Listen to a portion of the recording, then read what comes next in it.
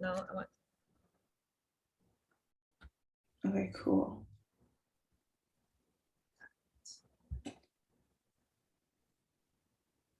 Okay, so hi, this is our presentation on the Deaflympics. I am Azaria, this is Tawana, and there's also Dylan, who's also in our group. Okay, so first we'll start off with the audience analysis. We assume that the teachers who are watching have knowledge of the deaf and hard of hearing community / culture and also ASL. They may or may not have knowledge about the Deaflympics.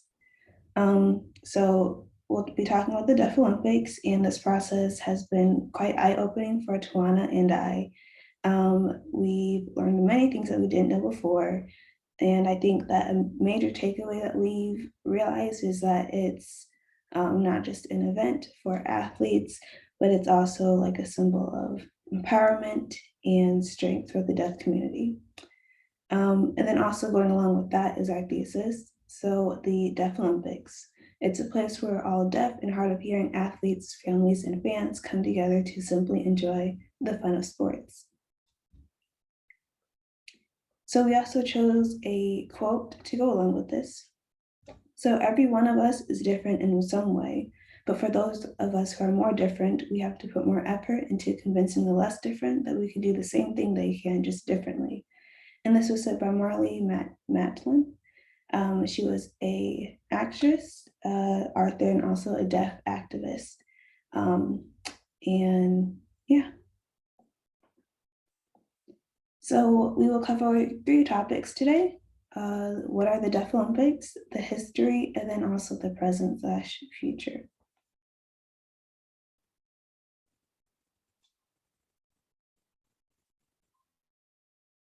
I think you muted, Tawana.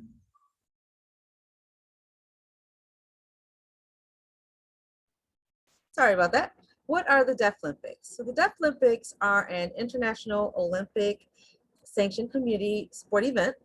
The purpose of the Deaflympics are to let the deaf and hard of hearing athletes compete at an elite level. The games were organized by the Committee International de Sports de Swords, or CISS, also known as the International Committee of Sports for the Deaf, the ICSD. And the ICSD, the board is made up exclusively of members of the community that they serve for the Deaflympics. So everyone on the committee are deaf or hard of hearing. They take place every 4 years. There are winter sports and there's the summer sports, and they alternate where you have an event every 2 years. And their motto is Per Ludos Equalitas, which means equality through sport. And as you can see here, there are very many sporting events available to the athletes. I believe the first year it was 7 available, so it has grown over the years. How do the athletes qualify and compete? So to qualify, the athletes must have hearing loss of at least 55 decibels in their better ear. They must be citizens of a nation that is a member of the ICSD.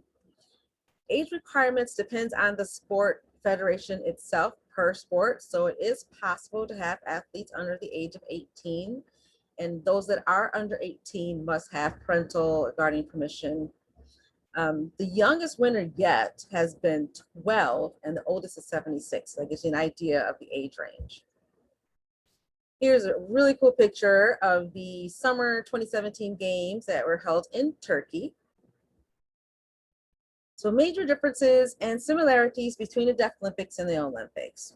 So the main, similarities wise, everything is the same. The games are played the same, they're scored the same, they're refereed the same, they're judged all the same. The differences are how they start or stop or get the athlete's attention. So they use flags, lights instead of guns or whistles. You will also see the spectators in the stands instead of often clapping and cheering, waving their hands so the athletes can see that they're being appreciated. Now the history. How and when the Deaflympics were established. The games were organized by deaf Frenchman Eugene Rubin Alcais, who previously founded the Francis Sports Federation for the Deaf and Mute. The first games were held in Paris in 1924, which were the Summer Deaflympics. The Winter Games didn't come along until 1949. It was the first international sporting event held for deaf and or hard of hearing athletes. There were 9 participating countries in the beginning with 148 athletes total, and who excelled in road, cycling, diving, football, shooting, swimming, and tennis. What it means to the deaf community. These games show the self-sufficiency and strength not only of its competitors, but the deaf community as a whole. The Deaflympics have been advocating for the deaf and hearing impaired community since its establishment in 1924. This was the first ever international sporting event for any group of people with disabilities, because at that time, the deaf and hearing impaired were considered intellectually inferior and linguistically deficient. Also important to note is that they were also the first or the second large sporting event for different nations just after the Olympics. Deaf sports alone do not give deaf people increased empowerment, but identity, group belonging, and a shared community and experience of language are important for empowerment.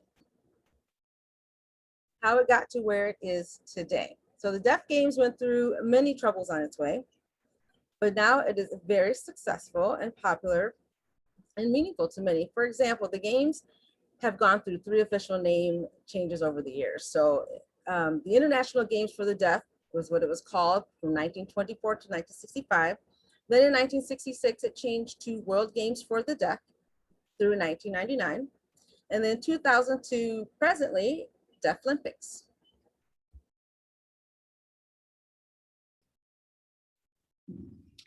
So now we will be covering the present/future. So starting off with the last Deaflympics in 2017, it was held in the Samsun 19 Mayıs Stadium in Turkey. The opening ceremony was July 18th and the closing ceremony was July 30th. There are about 97 nations participating and about 3,000 athletes participating. There are about 219 events in 18 different sports. And on the right, there is Kristina Servagina. She's a Russian woman who won gold in the 2019 Games for high jump. And also just expanding on that a bit more, while looking through the athletes for the 2017 Games, I noticed that most of the athletes were men and there were less women. So that's a fun fact. So moving on to changes made because of COVID. So the 2021 Summer Deaflympics have been postponed until 2022. And then also I took this straight from the official Deaflympics page. So basically they're saying that recruiting new athletes has been hard over time, and it's growing increasingly more hard because of COVID and a few other factors, but that's a challenge that they've been facing, and they're trying to make changes so that they can get new athletes coming in. So coming up next, the Summer Deaflympics 2021 will take place from May 1st, 2022 to May 15th, 2022 in Brazil. And Brazil is the first Latin country to host the Deaflympics. So that is also a change. So in conclusion, the Deaflympics is a sport event that was started in 1924 with about, I think it was 7 sports, and now it's grown to that long list of sports now. And just with about a little over 100 athletes, now up to 3,000 athletes.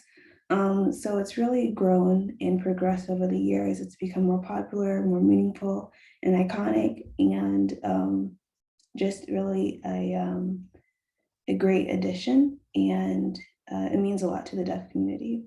So yeah, and we will simply close with the motto of the Deaflympics, per lotus equitas, which means equality through sports. So thank you all for listening, and I hope you learned something new, and yeah. And then also we're excited. The next page.